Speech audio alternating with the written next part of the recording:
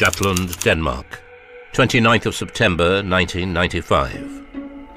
It's around 9:30 on a Friday night, and 24-year-old student nurse Klaus Lundholm is driving his car alone. It was a nice evening, and I was driving alone with my dog. I said, sit down and take it easy. UFO researcher Pia Knudsen has studied the case. His dog started acting strange on the back seat of the car. He couldn't get the dog to relax. Suddenly, all the instruments in his car go haywire. The windscreen dryers and the light on the car was going up and down.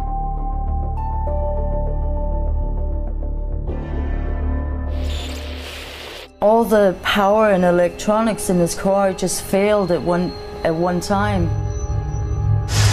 Lundholm notices the car's clock is behaving very strangely. I couldn't start the car again, but in the instrument, the digital watch stood 8888.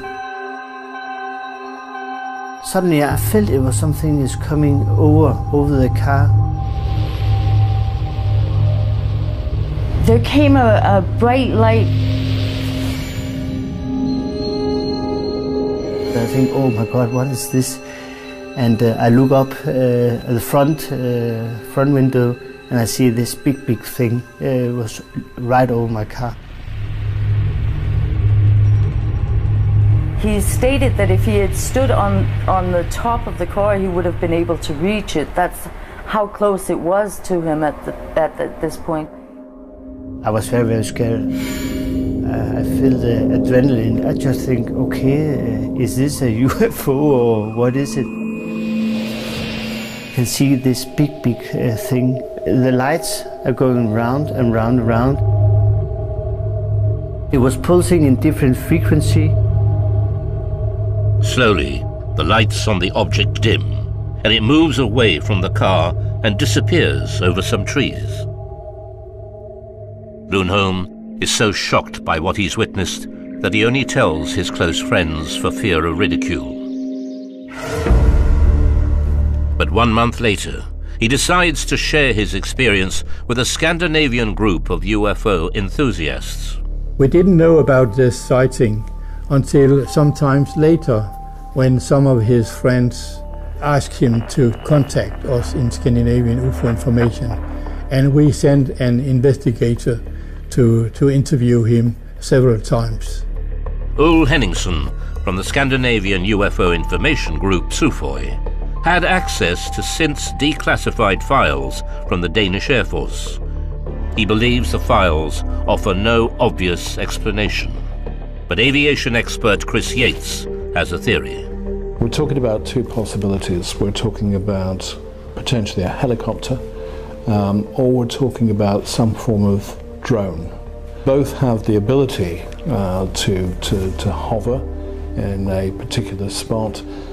Certainly helicopters used by the police services carry a whole array of equipment, including very powerful searchlights, that when they illuminate you at the dead of night in the middle of nowhere, and don't half scare the living daylights out of you. But a helicopter flying this close would normally make a huge sound.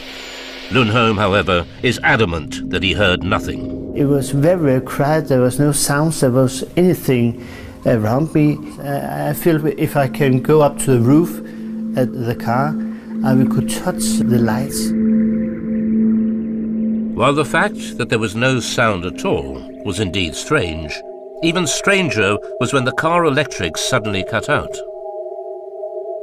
Klaus had bought a second-hand car, but it was new, fresh from the shop, and there shouldn't be anything wrong with it. So he didn't understand why the power all of a sudden shut off and all the electronics went haywire. Lundholm says that afterwards he could find no fault with the car. They cannot explain why it stood 888.